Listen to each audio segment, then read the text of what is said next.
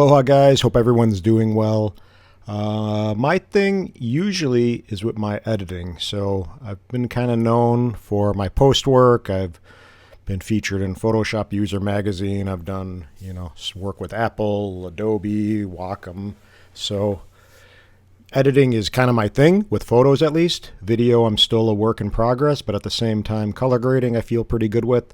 But with that being said, I just wanted to show you, I went and flew my Mavic Mini, which doesn't shoot RAW, it shoots JPEG, so bracketing is key for that. But I wanted to just show you a simple way of compositing an image with the file. So I just went and shot some sample stuff tonight just for this kind of purpose. And I'm going to go first, and I'm going to go and hit Shift Command N, get a new folder, do the year 2020, 06, 12. I'm going to use an underscore, and I'm just going to say Mavic Mini, Mavic Mini Composite Tutorial. And then I'm going to drag everything. I'm going to hit Shift A, drag all the files into, or there actually is quite a bit, but they're probably small, so it won't take too long. But I want to just show you a simple way of compositing different images and kind of what to look for. So while this is downloading, might as well show you something. So I did a little screen recording off my iPhone while I was shooting, and as you see, right now I'm in manual mode. So I can go and bracket with my shutter. I'm going to keep it at ISO 100 to get the best quality I can. And you see right here, it's showing you a -1 stop as far as the exposure that it thinks. But don't even pay attention to that. Really just look at it visually and see what you need. So right now I know I need a shot for essentially the ground, which is you can't even see right now, and the sky. So I'm going to bracket. Maybe that's for the sky. I'm going to open it up a little bit. And then I'm going to go to, say, there you go, 1/25 of a second. I'm going to wait for the cars to pass by. Boom. Wait for the car to go hide behind the windmill. And then that's it. And then you capture one for the sky. I think I may have already done that. Oh, taking one more just for safe measures. And then that's just an example of what you would do. Now, if I was in automatic mode, I'm just going to use the exposure compensation. I don't think I did do that, though. But if you are in the, again, if you are in auto mode, you're essentially going to do the same with the exposure compensation. I prefer to do it manually because it just makes more sense. You can kind of go exactly where you need to be. But regardless, it's just a different way to skin a cat, so to speak. And let me see. Everything is downloaded. And let's begin. So I'm going to eject this guy. And I'm going to go and look at a couple files. Maybe the windmill one. I'm going to expand this guy. Expand that guy. Go over here. Clean up by kind. Clean up by name. I did some real estate stuff with this. So let's see. I don't know what you guys think of the Mavic Mini. It's pretty cool. I mean, I'm not super ecstatic about the files, but let's see what we can come up with. So again, let me see. I think it was, no, this was the windmill shot. So here we go. It was this guy, that guy, and then I believe this was for the sky. So again, we have the cars here, but I'm not even going to care about that. And I think I did one a little darker as well. So I'm going to go with, this looks better right in this zone to me. And then over here, this is a little too bright. So maybe I'll use some of that. Let me see. Okay. So I'm going to go over here again. That one, and possibly this one. So I'm going to take these 3 JPEGs, mind you, because we can't shoot RAW. It would be nice if we could. And I'm going to load them into Photoshop. And I'm going to get rid of this weird brush that I was using. And I am going to get back to a normal brush. Now, I'm going to first look at is the different tabs. So I'm going to use this one for obviously this exposure for the bottom part. And what I can do is grab one of the skies. That's going to be the darker one. I think I'm going to pull this guy because it looks a little cleaner. So I'm going to go and hit the Move tool, which is V, the keyboard shortcut for Photoshop. And I'm going to drag it. Mind you, I got tabs up here. It's CC 2020, so you can see. So here, I'm going to show you. Whoop, no, not that. I meant this. About Photoshop. So 21.1.3, latest version. Click out of that. And I'm going to go and drag up to the tab I want. And I'm going to hold the Shift key down. So when you're trying to talk and do it and explain, it just doesn't seem as intuitive. So go ahead, hold the Move tool. Boom. Hold the Shift key down and drag down here. And boom, it's going to align. It should align pretty well. Now you can even see like a rainbow kind of spectrum thing happening, which was cool. But right now it kind of isn't perfect because it's a drone and it was windy and the thing weighs like 5 ounces. So it's like a little paper bag in the air. But as you can see, what I can do now is look over here and I'm going to lower the opacity of this layer. And what I'm going to do is lighten it to about 61%. I'm going to use the Move tool, which is again V for the keyboard shortcut, and I'm going to align the windmill part of it. So as you see right here, I'm going to drag it up so you can see a little bit more. So I'm going to drag up a little bit. Now as you see, if I hold the Shift key down, it will do bigger increments when I use the left and right arrow keys or up and down arrow keys. So I'm going to try to align that thing perfectly. You see it kind of gets blurry when you're not perfect. I'm going to go down one little click without the Shift key. And that should do it. See that? It's weird how the aperture looks like it changed or something. Or then maybe that's just because I have a lower opacity. So as you see, now I'm going to go over here. And I lost a little bit of the image, but no big deal. I could crop it. So now here, I got the lower, I got the upper part, and what I can do is just make a layer mask, which is basically this little guy down here. And now I can go ahead and paint in the bottom part. So black will reveal this.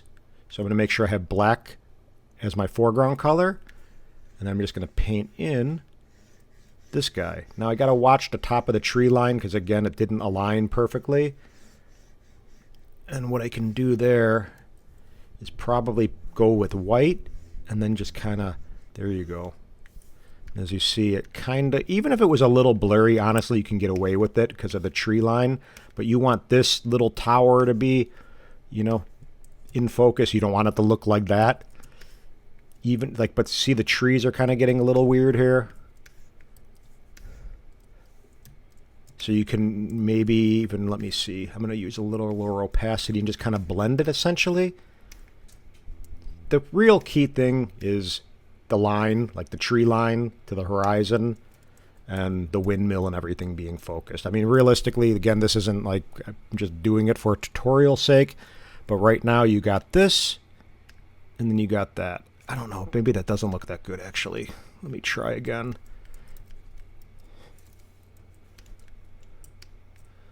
So I'm going to be a little bit more careful. I'm going to cruise down here. Maybe what I should have done, and I'm going to try this right now, is brought down the tree line. So let me, or bring it up, I should say.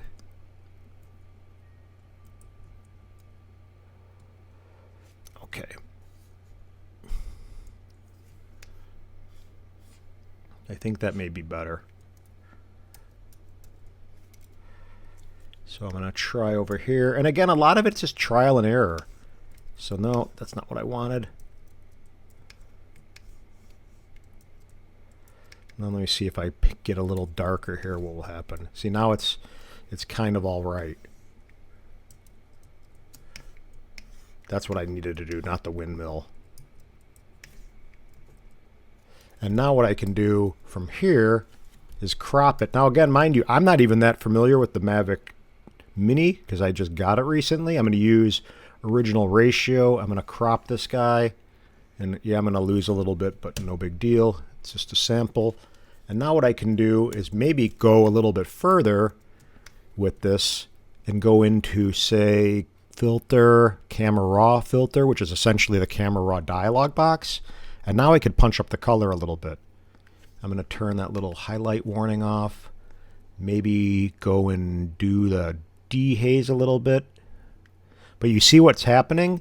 And now when you know, a lot of times when you're retouching, when you make one adjustment, it will kind of, especially with a JPEG, it may tear apart another part of it. So if I went and hit the dehaze filter, I have a feeling it introduced noise.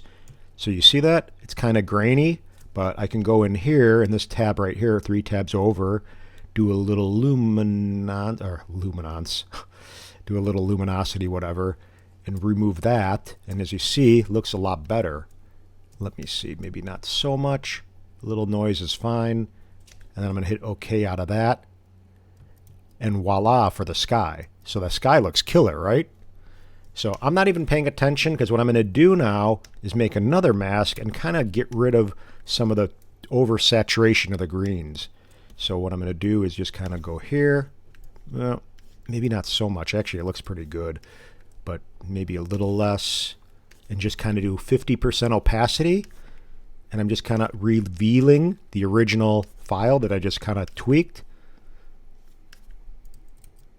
And then, let me see. So that looks kind of good. And maybe I can do one more time. I'm going to hit Command J, duplicate the layer. And now I can go back into that camera raw filter. And what I can do now is get creative. Again, there's so many ways to do this. I'm just showing you some cool stuff that hopefully will, you know, maybe you don't even know about this, like the radial filter. So I can go ahead and select just an area like the windmill. Now, mind you, when you're working on an image, the highlight of the image is obviously pretty much, I mean, the sky and the windmill. This is the subject of the image. But, or your eye will get drawn to the brightest area of the image. It's just kind of how the human eye works. So I'm going to go ahead and reset this really quickly so you don't see any effect. So reset local correction settings. So now it's not doing anything, mind you. I'm just moving this around, showing you the position of where I'm going to be affecting. The human eye, when you're looking at an image, is going to always go to the brightest part of the image. That's why it's really important to pay attention. It's blown out skies and things like that, because that's where your eye is going to get drawn to. And if that's not the important part of the image, it just detracts from the visual. So anyway, I'm going to go do a little teeny exposure brightness. Now, I don't like what it's doing necessarily to the green here, but I do like what it's doing to the windmill. Maybe I'll go down a little bit. And I can always just paint back this with like a history brush tool or something. Let me see. Something like that maybe. Maybe add a little saturation. No, not saturation. That's too much. But I'm just going to go and hit OK. So now I'm going to OK out of this.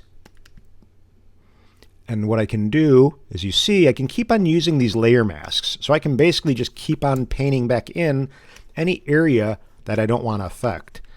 If this is too advanced for you, or you're not familiar with layer masks, let me know in the comments and I can do a really thorough tutorial on layer masks. And don't get frustrated, because honestly, for me, when I first started using Photoshop around 20 years ago, layer masks were really confusing. I don't know why, but my brain just could not wrap my head around it. Now it's just intuitive. Like I can go ahead and, but I can do like, this is conceal all when you fill it with black, and then you expose with white.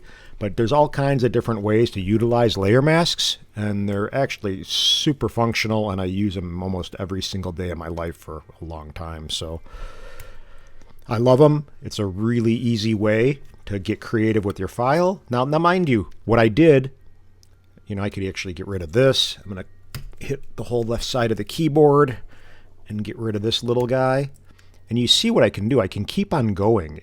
I mean, I can go over here. I mean, if I wanted to, I can get rid of this guy by just doing a little lasso tool and hitting Shift F5, doing content aware fill. Boom. I mean, I can, you know, take out the little lines over here because they're super subtle. But I'm not going to get that crazy. I guess I did just get that crazy. But as you see, that wasn't really necessary. But just showing you, the sky's the limit to tweaking an image. I mean, say you're selling it to a client and they don't want, you know, you could see there's a little imperfection right here, which I don't like, but whatever. If I wanted to, I can actually just clone some of this out. So I can maybe, whoop, let me see what my brush is set to. I want 100% brush. And I can just kind of make it a little bit more rigid. You could even maybe take a little piece of that, like clone that. No, that one I didn't like. Maybe right there. There. And as you see, now, you don't, I mean, it's crazy how far you can take an image, but you can keep on going too. Now what I can do if I wanted is take it to a whole other level. I mean, I could remove this if I wanted. I can remove this, but I'm going to keep that there. I'm going to hit Command J, isolate my layer again, so I can do a layer mask if I need to bring anything back that I don't like what I just did. And maybe I go over to my filters, like on one. I have a whole on one filter set, so I can maybe go into the on one effects 2020, and maybe I can pull a little element out of one of the filters and maybe enhance the rainbow or pop the windmill a little bit. I don't know. I'm just visually kind of seeing where I'm going to go with this. And that's kind of part of the journey. You just creatively play and you see what you can come up with. And sometimes you kill it and sometimes you go overboard and you ruin it, but it's all part of it. If you don't try, you're never going to know. So look at that. That's one little click. Before, after. Now, I like what it did with the kind of vignetting this guy. This is a little too much here, but I'm going to go ahead just for the sake of this tutorial and hit done and not spend too much time. And I like how it drew emphasis right on the windmill.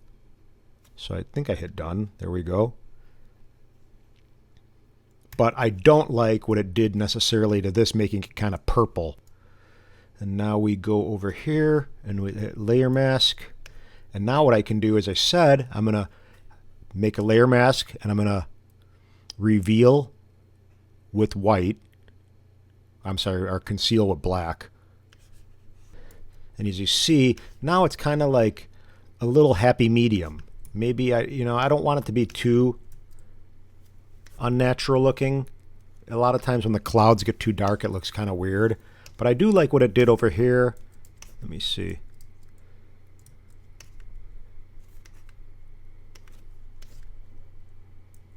And then maybe, boom, and that's it. So we went, mind you, I mean, you may go, wow, this is kind of cool. And this is a Mavic Mini. We're working on JPEG files. This was 2 images, so only one for the sky, one for this area, the windmill stone. And what we did, if you want to go and see what it looked like from the beginning, boom, before, after, before, after. Now, which one do you think is going to be a print that you can sell and upload to SmugMug or wherever you want to do a fulfillment kind of thing? So right now, if I want, you got a little rainbow spectrum here. There's not too much noise. I mean, you're going to get some kind of crap because it's just a Mavic Mini sensor. But at the same time, easily can print this thing 20 by 30 all day long, sell it for $500, and people will buy. Believe me. I mean, I'll sell this thing probably. If I throw it out there, guarantee someone will sell. I mean, you put a nice title to it, I mean, this is in a little area called Geneva, Illinois. The parkway is called Fabian. You do Fabian, whatever, magic or Fabian rainbow magic or something. I don't know. But regardless of that, you can see what happens with before and an after. And I hope this helps you guys. Let me know if it does. But again, the key thing really is just bracketing, making sure you don't have to pay attention to anything. I mean, again, I'm going to show you this little guy. Where is it? Let me see if I can show you some stuff. But, all it is just bracketing. Right now I'm doing it. This was a little tougher because it was a really full-blown sunset, and this is super dark. But I just want to show you. I mean, you may want to take a bracket just for this section over here, and then you may want to take a shot just for this section to the left of the sky. You may want to take a shot for more complex shots like this of just the trees to be exposed so you have some shadow detail. So, I mean, and you see, if you don't use the imager, you can get by without utilizing it. Maybe it doesn't even work at all, but at least you have the files to play with because you can't shoot RAW. There's no HDR, and you're kind of limited because it's a more basic drone. With this guy, I think I'm just showing you, basically for the sky. And this is going to be, again, an example for the auto mode. If If I'm in automatic, I'm using my exposure compensation. And you don't have to really, as I said, pay attention to the numbers. Who cares if it's 2, 3, plus, minus, stop? It doesn't really matter. Just visually see where you need to be. If I get this the right exposure, and then I get the sky the right exposure, that's all that matters. Don't even, I mean, you're just using this as kind of like a throttle. Darker, brighter, essentially. So that's essentially it. If you guys want to, I'm going to be doing more videos like this, especially on retouching and post-processing and Photoshop and color grading and editing and a little bit in Final Cut too. I'm still learning Final Cut. I wish I knew more, but that's part of the process. It's actually fun. It's like photography too.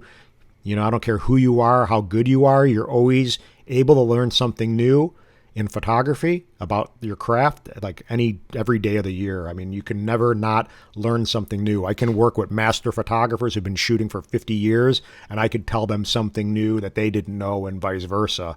So again, stay stoked, keep shooting, happy shooting, and aloha, guys. If you can, subscribe. It really helps out. I'm going to try to break 1,000 subscribers, hopefully, within the next couple months, and I will keep it going. I got my Mavic Air 2 coming back to me in another few days from DJI.